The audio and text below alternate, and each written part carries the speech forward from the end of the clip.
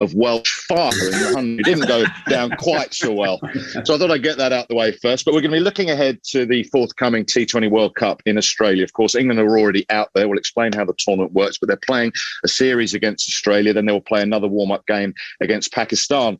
They beat Australia in Perth by 8 runs. It was quite a thrilling game, Nasser, with a controversy thrown in there as well. Josh Buttler, perhaps, could have appealed, and Matthew Wade could have been run out perhaps for obstructing Mark Wood in his follow-through. Would you have not appealed, or would you have said, no, I'm having you?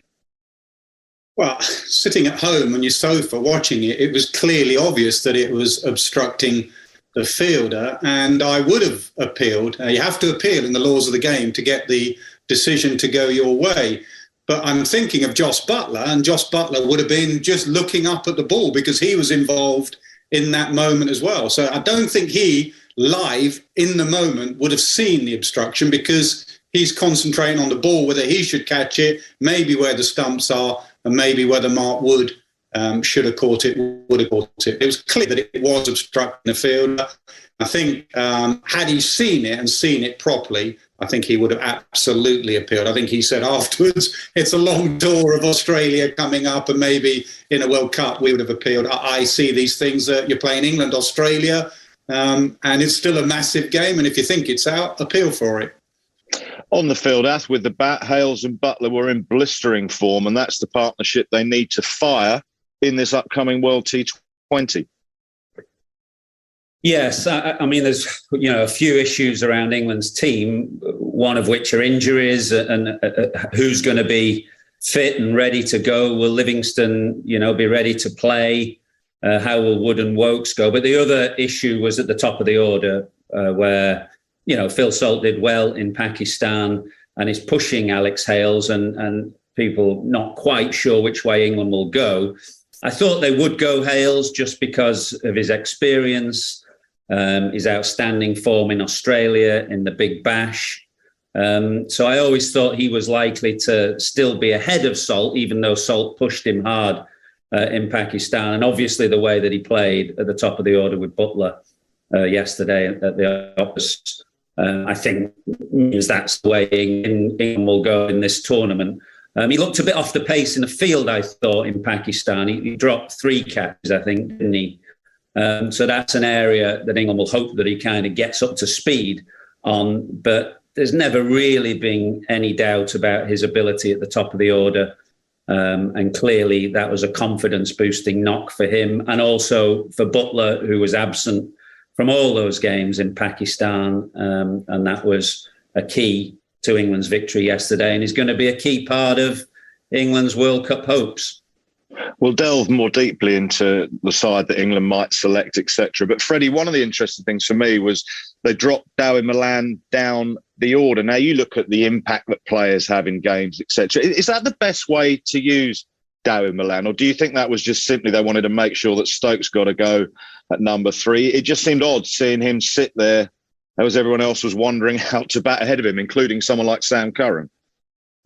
Yeah, I guess it comes back to the fact teams try and think more about roles rather than positions in the batting order. And Dawi Malan is carded at number 3, and in most games he will come in at number 3. But in games when England got off to a very fast start, like they did yesterday, after 10 overs, the game was in a situation really where it needed someone to come in and start quick, and guys who can maybe clear the ropes more easily than Malan, who's a slightly more traditional player. Now, Malan has shown a lot of improvement in the last 12 months at starting faster, and there is an argument that maybe he was the best person to come in at number 3. But I think England were probably looking at it and thinking Stokes, Brooke, Moeen, these guys who we know as more explosive players, come straight in. It doesn't matter what number they're batting at. It matters about your entry point in terms of the point in the innings.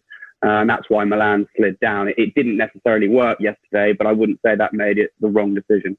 Did you forget about the WhatsApp you sent me 2 weeks ago when you quizzed me when I had Sam Curran as 8 in my side? It was just a debate with Ian Ward, actually, who I'd have at number 8. I didn't actually pick my side then. And you WhatsApped me saying you would have Curran ahead of Chris Jordan. You're joking. And then yesterday I saw you bigging up Curran at 8 ahead of Jordan. What happened there?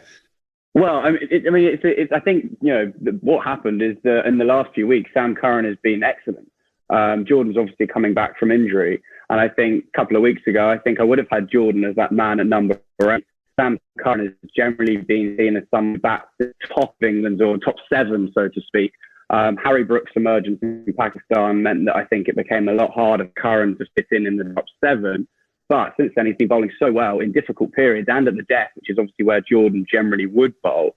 And I think it's given England a little bit of a headache around that number 8 spot. I previously saw it as probably Chris Jordan v Chris Woakes, but now I think it's Jordan versus Chris Woakes versus Sam Curran. So I think we'll wait and see what happens there. But Curran could well slot in Nash, but maybe you were right 2 weeks ago.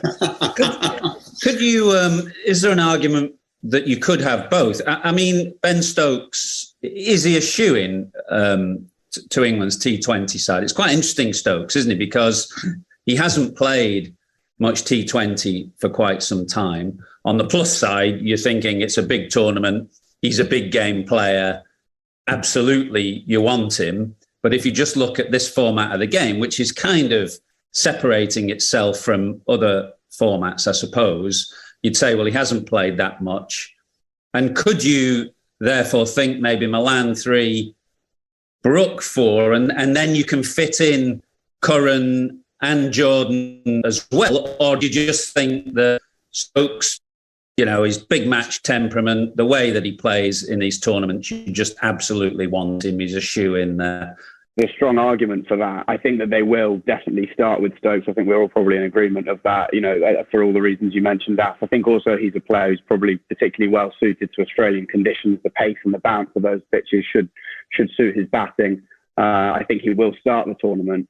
But I think, if Stokes has a few quiet games, and if Curran is on the bench, which he could be, that debate will definitely gather some momentum. But I think they'll start with him. But yeah, it's a tough call, right? Because Stokes has hardly played much T20 cricket in the last 18 months, whereas Curran's been playing around the world and doing fantastically well.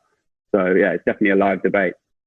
We'll go further into what England may or may not do in terms of their lineup and their options available. But in terms of how the tournament works, there's some pre-qualifying first, which starts on the 16th. So Group A, Netherlands, Sri Lanka, UAE and Namibia. Group B, Ireland, West Indies, Scotland and Zimbabwe. They play each other in the group, and the top 2 go through into the main World T20. How does that impact England? Well, their second game is against the runners-up of Group B, and their final game in group stages is winners Group A. You would think that is probably Sri Lanka to win Group A and possibly Ireland to come runners up to West Indies. That's not necessarily a shoo-in that West Indies will win that